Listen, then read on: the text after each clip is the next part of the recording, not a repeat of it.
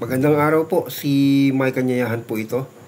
Ang title po ng episode natin ngayon ay Stoic Tips para sa may low self-esteem. Marami sa atin ang hindi pare-pareho ang pag-estima sa sarili. No? May iba na napakataas ng tingin sa sarili or overconfident, no? Meaning to say, matapang ang apog. Meron din namang iba, in fact, no, marami din ganito, yung mayroong mababang self-esteem. Ano ba yung self-esteem? No? Kasi ito yung ito yung opinion natin sa sarili natin. Ito yung ito yung paniniwala natin kung anong level, kung nasaang level tayo, no? Ano bang level tayo, ganun yung self-esteem So pag low ang self-esteem mo, o mababa ang self-esteem mo, ibig sabihin mababa ang tingin mo sa sarili, no?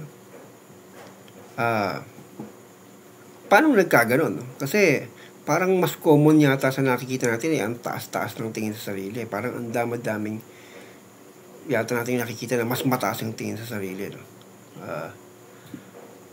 Totoo yun, no? Pero siyempre, sabi ko nga sa mga yung videos ko na balance is the key. Anumang extreme or labis sa either side ay toxicity or hindi maganda, nakasasama. So okay maging confident, no? Pero wag overconfident, no? Okay maging mataas ang self-esteem pero wag sobrang taas, no? So kaya binababa din natin, pero okay lang may mababang self-esteem pero wag sobrang baba, no? Sakto lang, balance lang. Kasi may mga negative na effect negative effect kung ikaw ay mababa ang self-esteem, no? Ano bang mga characteristics ng taong may mababang self-esteem bago natin ito ugatin, no? At solusyonan kung paano maiiwasan, no? So ang mga taong may low self-esteem ay palaging nagkukumpara ng sarili sa iba. Masyadong critical sa sarili. To the point na iniisip mo laging may kulang sa'yo. So para bang marami kang hinahanap, marami kang gustong i-develop sa sarili, marami kang gustong baguhin sa sarili. At mas marami yung bagay na hindi ka satisfied sa sarili mo. So halimbawa, sa kind of work mo, no? So pagka pag may work ka, minsan nahihiya kang sabihin sa iba yung nature ng work mo kung ang pinagkukumparahan mo ay yung ibang tao na may mas magagandang work. Sa tingin mo mas maganda yung work kaysa sa'yo, no? Kaya, isa kang, tubero, halimbawa, no? Tapos, abogado yung isang kakilala mo, yung isa naman doktor. Doktor ka na pala ngayon. Oo nga, ikaw, abogado, ikaw,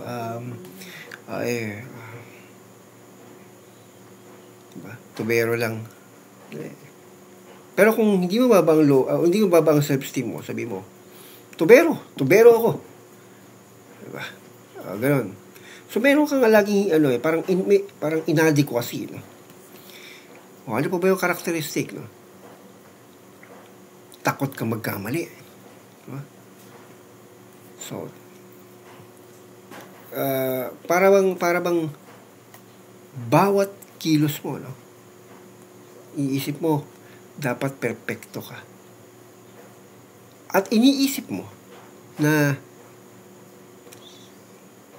hindi ka handa para ipakitang handa ka na. Ganon. So, ibig sabihin, wala kang kahandaan na ipakita sa iba kung ano ka. Diba? O, halimbawa, no? Sa pagkanta, no? May patimpalak or contest. Magaling ka naman kumanta. Kaya lang, narinig mo yung iba na pag kumakanta, parang bumibilib ka at niisip mo, hindi ka ganun, no? Or, kung ganun ka man, para sa'yo, ang layo mo dun. Kasi masyado kang perfectionist, eh. So, hindi ka, nakakabahan ka pag nandun ka sa stage, no? Pakakantahin ka sa isang contest, no? Mangangatog ka. Pero, galing mo naman kumanta, kaya lang, hindi ka handa.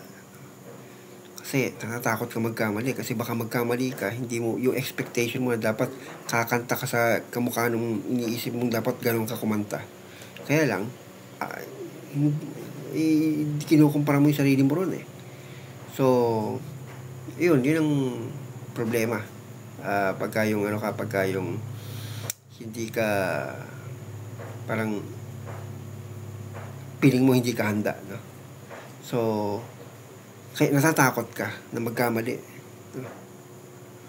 So, yun. In fact, hindi lang yun, no? Natatakot ka rin, natatakot kang mapagsabihan, no? Kasi, alam mo, pagka napagsasabihan ka, parang feeling mo, dami mong mali. No? Iniisip mo, ayaw mo magkamali, di ba? Kaya nagagalit ka pag pinagkasabihan ka. So, ganun. So, yung mga taong irritable, kapag pinagsasabihan mo, yung parang ayaw mapagsabihan, no? Ayaw mapuna, mababa ang self-esteem na. So, kasi masyado ang pagprotekta sa sarili, eh. Diba? So, kasi, ganun ka vulnerable ang tingin mo sa sarili mo. Na dapat hindi ka magkakamali sa mata ng tao. Dahil pag nagkamali ka, tingin alam mo, iniisip mo, ganito ang tingin sa'yo. While in fact, kung mataas ang self-esteem mo, kahit magkamali ka, alam mo, hindi ka ilulook down. Kasi, believe ka sa sarili, no? So, gano'n, no? Isang karakter. At isa pa, no? Yun nga, dahil speaking of no? Ayaw mong nasasabihan, no? So, isang karakteristik din ng ng taong may low self-esteem ay masyadong parang worried ka sa sasabihin ng iba. Or ayaw mong takot ka magkamali at takot kang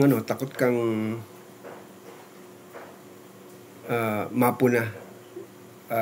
So ang tendency is may takot ka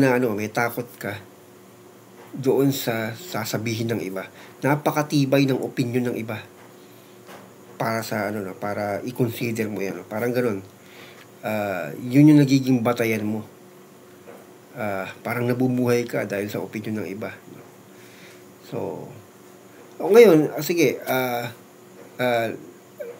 doon na, natutumbok na natin, no? Doon pala nanggagaling yun, no? Doon sa sa opinion ng iba. Kaya mababa ang tingin mo sa sarili kasi ang nagiging panukat mo ay yung opinion ng iba. Baka sabihin ng iba ganito, baka sabihin ganyan. Naku, ayokong mapahiya. Ayaw mong mapahiya, ba? So, bakit? May dalawang bagay, no? Kung bakit iniisip mo o nagmamatter sa iyo yung opinion ng iba. Unang-una, gusto mo maging normal. Tinatanim sa atin, no? Na sa isipan natin, nung bata pa tayo hanggang sa lumaki tayo, na dapat katulad ka ni ganito, o bakit sila ganito, bakit ikaw hindi ka ganyan, bakit sila ganyan, ikaw hindi. Dapat maging ganito ka kasi sila ganito. So, inaano sa atin, no?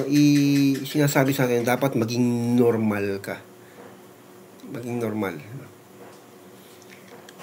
So, takot tayong mabansagang abnormal. Pag sinabing abnormal, hindi ka normal, no? So yung normality ay nagiging standard natin. So, pag sinabing normal, ano ba yan? Majority. So, dapat katulad ka ng majority. So, dapat normal ka. Diba? So, pagka naging kakaiba ka, yun na, medyo parang laki na ng problema.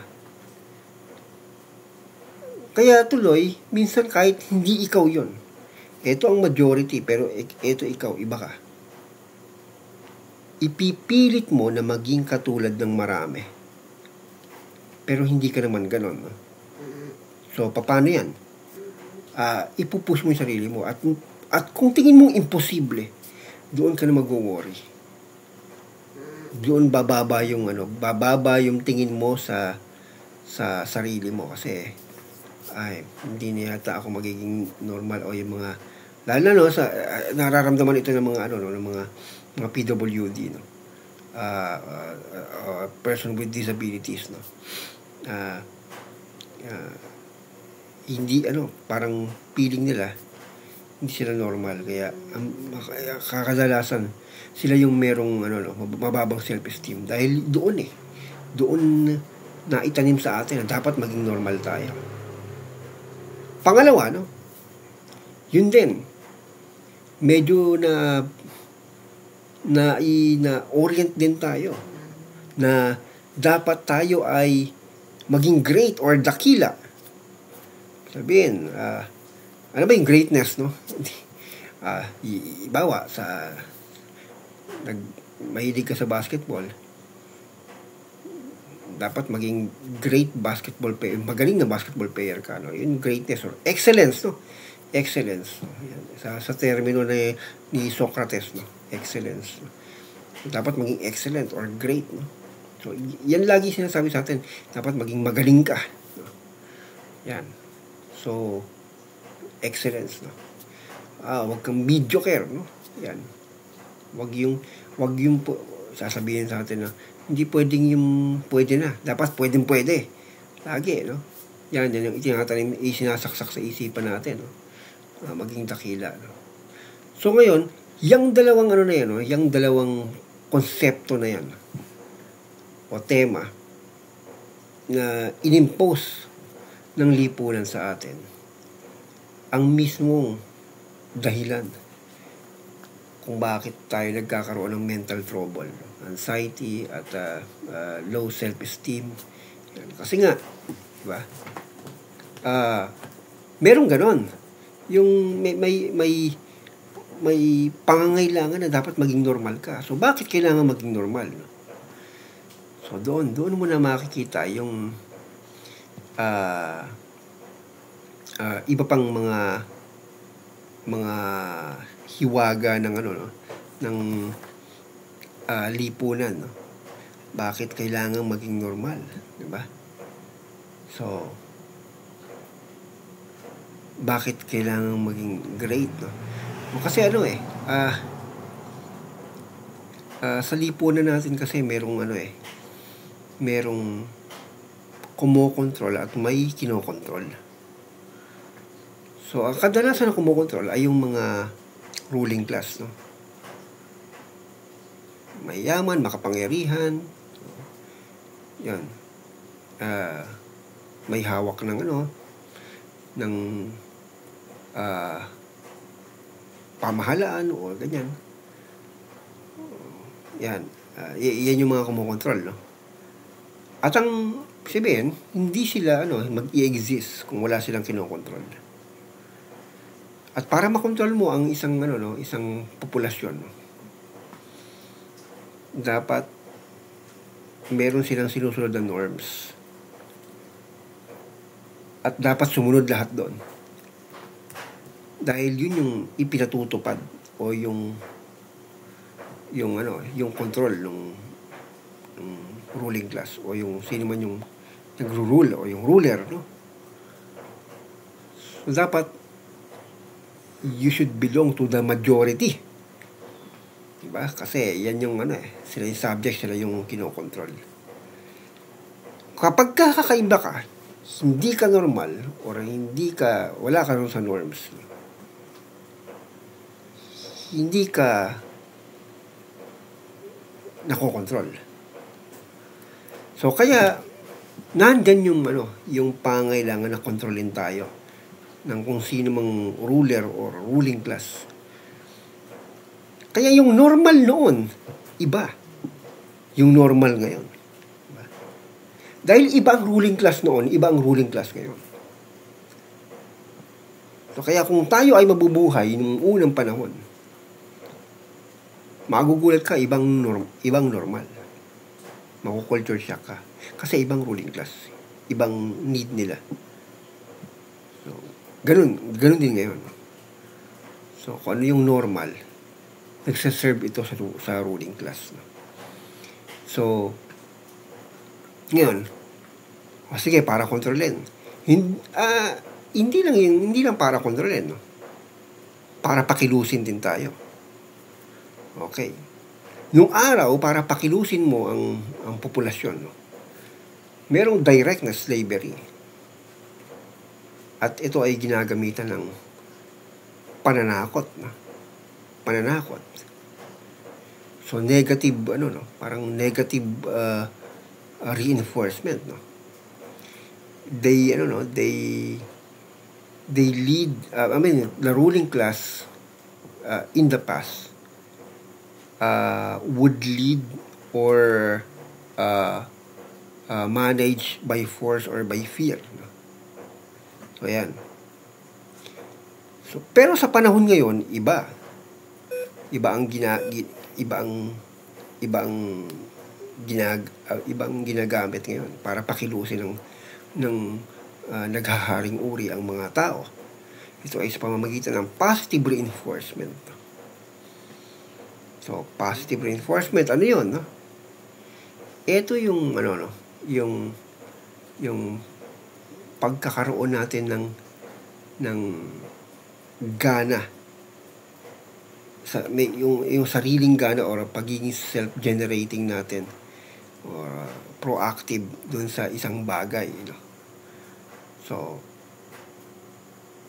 paano tayong gagana ng kusa? Merong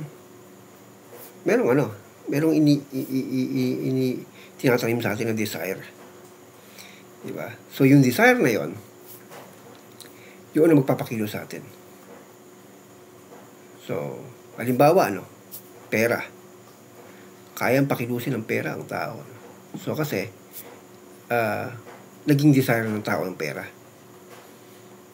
Parang na-train na tayo na dapat i-desire natin ang pera. Dahil kailangan ito, So, doon, pinakikilos tayo. So, example lang yun. Pero, ang higit sa lahat, na hindi natin napapansin, tayo ay na-train ng lipunan na i-desire natin ang tinatawag na excellence or greatness. Sinasabi natin dapat maging magaling ka. Kasi pag magaling ka, yun, para bang sarap ng feeling. Yun ang dapat na gustuhin natin, no? Parang sino ngayon ang magkakagusto doon sa sino ngayon ang gugustuhin na hindi maging magaling? Lahat yata gusto maging magaling. Diba? Lahat. Kasi yun ang sinabi sa atin ng lipunan, dapat maging magaling ka. You should be a great athlete. You should be a great writer. excellent writer, you should excel. Gano'n, naging virtue yung excellence. No? Diba? So, tama ba yun? I mean, greatness. Paano na yun, di ba? Ang greatness nag-i-exist.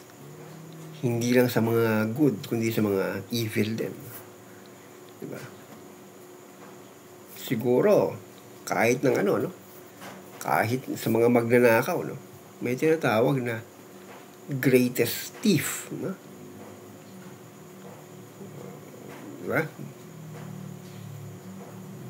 Greatest murderer, greatest syndicate, greatest criminal, no? Parang ganon. So basta itininim sa isipan natin maging ganon tayo. So, ano yung tendency? Dahil dapat maging great tayo. Competition. So yun, para bang nagkaroon ng imaginary competition. Biglang-bigla, nasa isang competition tayo. Pinanganak tayo, na walang kamalay-malay, nasa isang competition daw tayo. Na hindi naman natin piniling salihan, basta biglang-bigla nasa isang competition tayo, kaya kailangan biglang ganito. Dapat maging magaling ka, maging ganito, ganyan. So, everything is competition. Dapat maging competitive ka. So, ngayon, sa isang populasyon, diba? Pag sinabi mong greatest, isa lang yan. Hindi lahat pwede maging greatest. So, ano magiging tendency? Diba? So, isa lang ang panalo. Lahat talo. So, kaya tuloy, lahat naghahangad. No? So, more or less, marami dyan. Ang matatakot na makipagkompetensya kasi alam nila na may mas magaling sa kanila. Itong magaling, may mas magaling pa, may mas magaling pa, may mas magaling pa. Infinity. Ad infinitum. So, yan yung pinagmumulan ng insecurity at mababang tingin sa sarili. So ngayon, naging dalawa ang direksyon yan para or reaction doon sa insecurity na yan. It's either protektahan natin yung sarili natin sa pamamagitan ng pagyayabang o pagkukunwari na ikaw ay magaling, or talagang aaminin mo lang hindi ka magaling at mismo sabihin mo talagang hindi ka na magaling, sobra kang hindi magaling, parang dahil sa takot mo, no? So gano'n na, sa yun nagkaroon ka ng low self-esteem.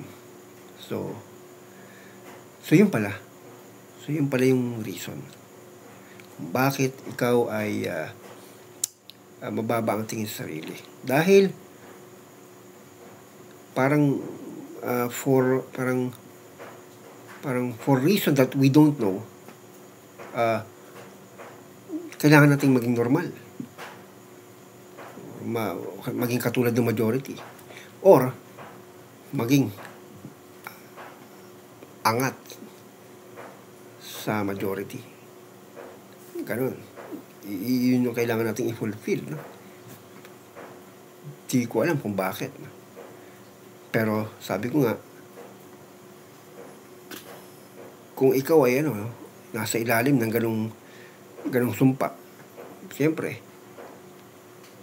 ang nakikinabang nun yung gumawa ng sumpa na yun, yung ruling class na. So kaya ganito, no? Kung ang pagiging normal o ang pagiging great, no? Ang punot dulo nito, no? At sinabing i-wish natin yon,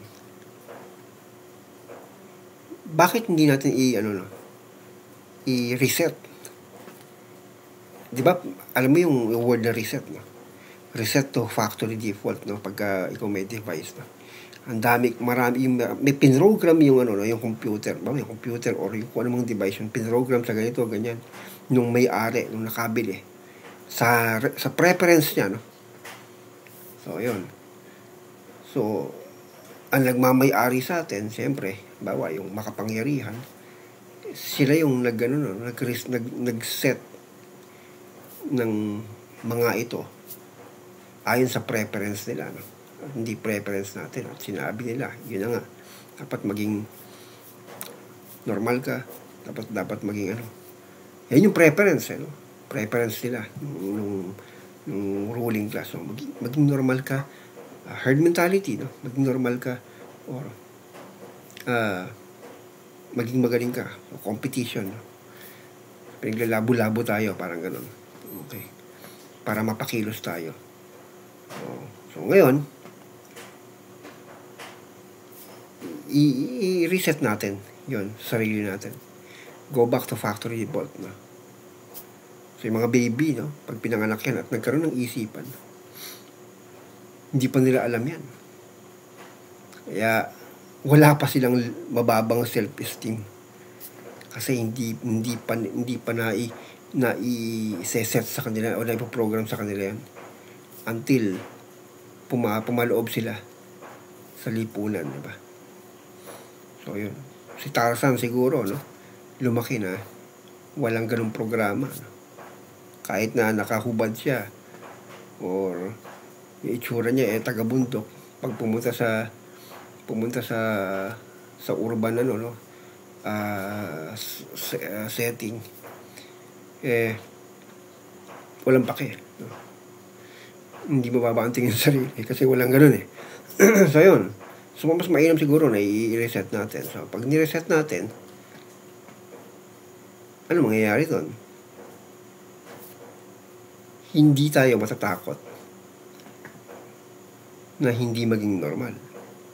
Hindi ko naman sinabi na huwag tayo maging normal, na magpaka-abno tayo.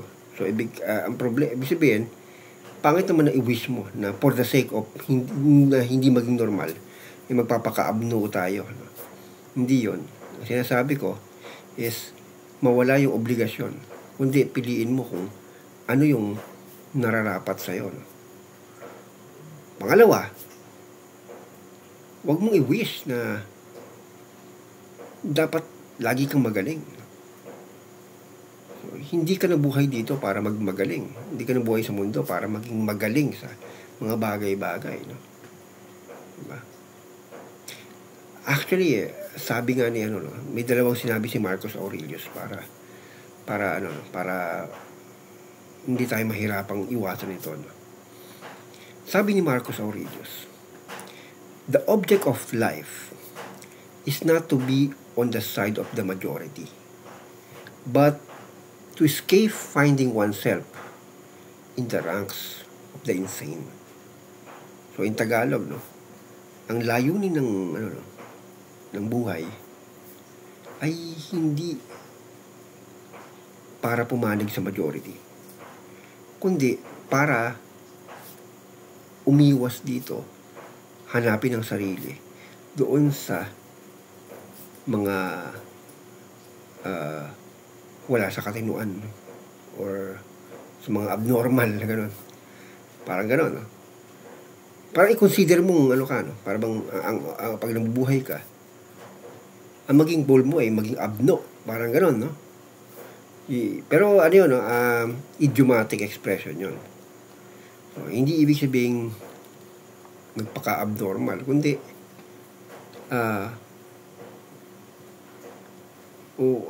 maging malaya ka. Maging malaya ka mag-isip. Hindi dahil sa normal dapat ganito yung magiging isipan mo.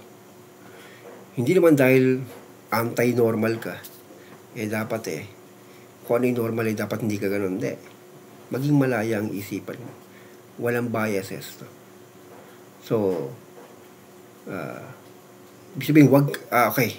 In short, wag kang matakot na maging abnormal ang tingin sa'yo ng nakararami. Diba? So, yun. Wag kang matakot. Pangalawa, diba? Gusto mo maging magaling, no? Lagi. Dapat maging competitive, no? Yan nga yung punot dulo Kasi pag hindi ka competitive, iniisip mo, hindi mo kaya. or nasa competition ka, competitive ka naman, kaya lang mas competitive pa sa'yo, mas competitive ka, so iniisip mo hindi ka competitive. So hindi ka excellent, hindi ka magaling. So iniisip mo, yun, ganoon. So yung opinion ng iba pa rin ang nananaig, no? So pero kung di mo iisipin lahat ng mga yan, wala kang magiging problema eh. So, iniisip mo yan. Bakit?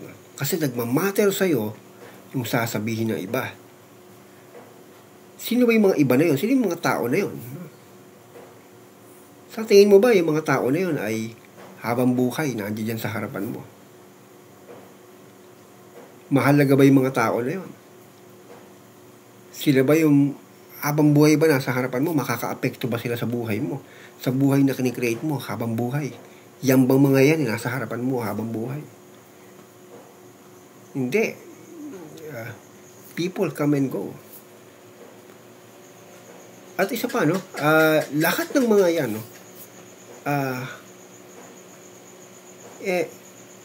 Tingin mo, yan ang lagi mong iisipin o mangyayari, bawa, sa pagkanta, no?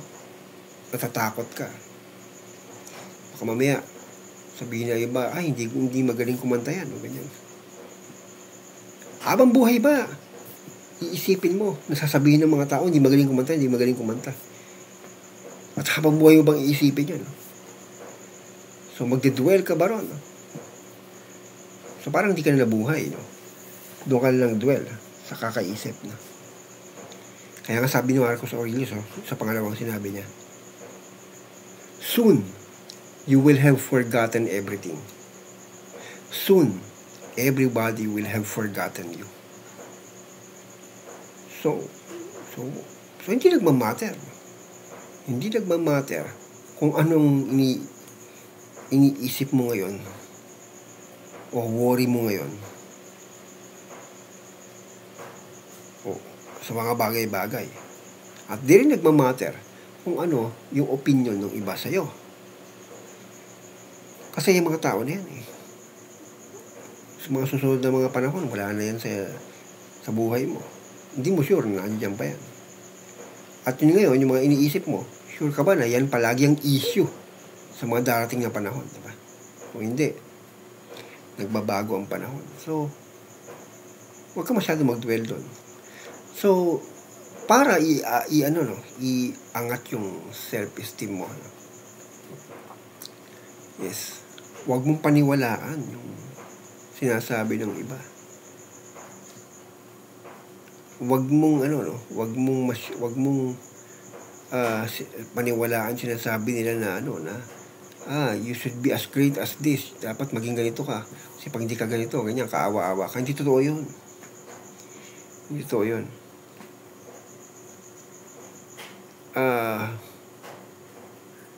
Para sa mga stoic, walang taong kaawa-awa.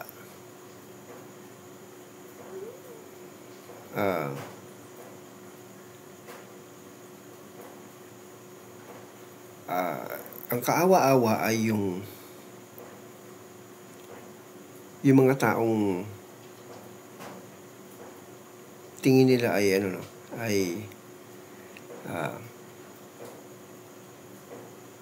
ganun na sila forever. So yun. So pag may nakita kang nakita kang parang nasa worst na situation, diba?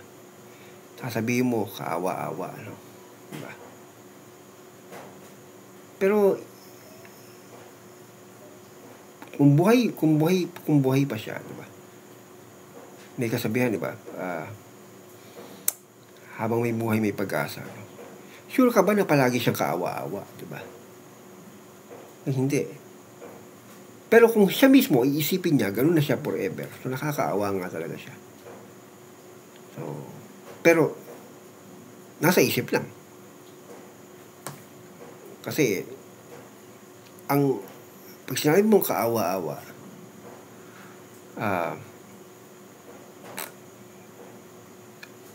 ang baba ng tingin mo sa tao. Oo, tama. We should empathize, di ba? Sa pamamagitan ng awa, no? Pero sa totoo lang, hindi awa ang kailangan natin para hindi kaya tayo tumutulong hindi dahil dapat sa awa, kundi merong nananatili sa ating parang isang klase ng emotion kung tawagin natin ay love or para bang yung brotherly love, no, sa ka-species natin. So kaya tayo tumutulong sa isang tao, no. So regardless kung kaawa-awa siya o hindi, no, diba? Kung kailangan niya ng tulong, diba? Tumutulong tayo. Kasi hindi lahat ng kaawa-awa ay deserve na tulungan, no? So kaya napaka-relative ng maraming bagay. So ganun din sa sarili, diba? Huwag ka masyadong pa-victim, huwag ka masyadong paawa sa sarili. So ang tunay na strong ay yung hindi yung walang awa, kundi hindi mababa ang tingin mo sa sarili at hindi mababa ang tingin mo sa iba.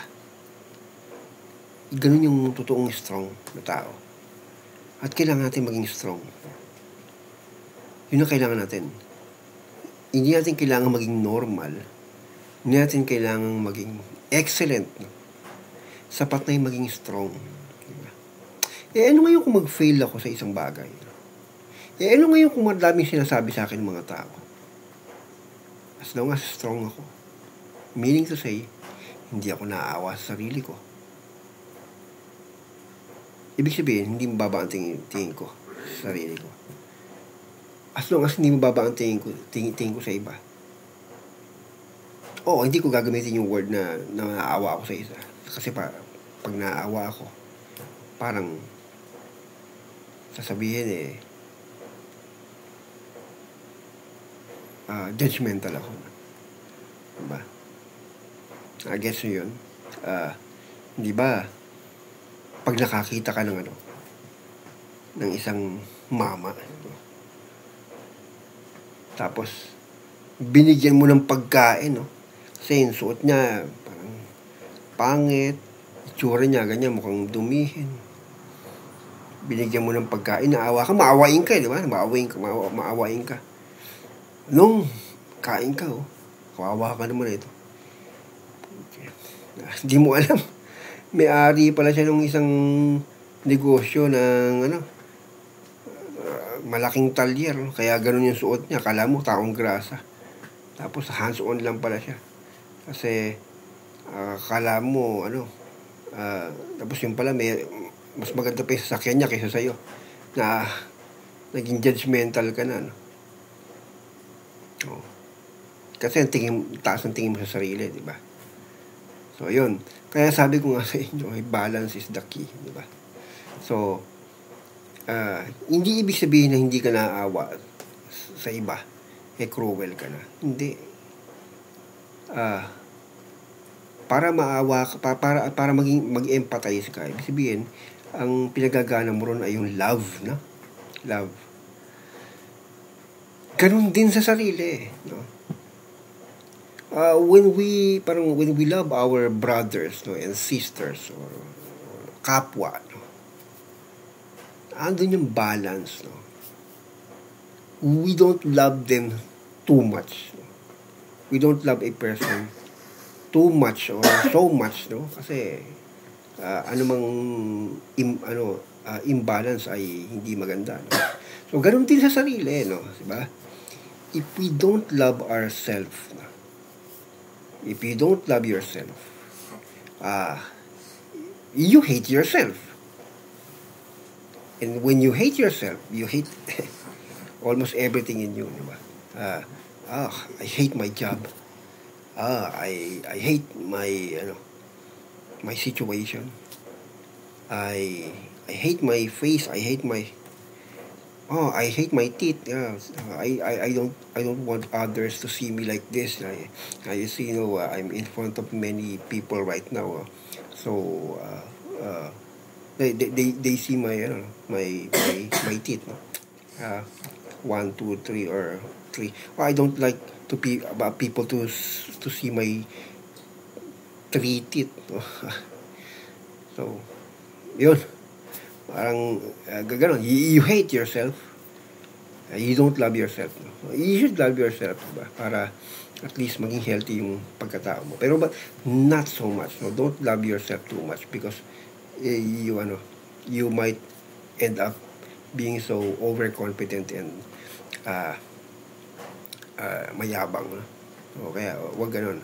So balance, no, is the key. No? Kaya para para labanan or maiwasan yung low self-esteem, di ba? Yun.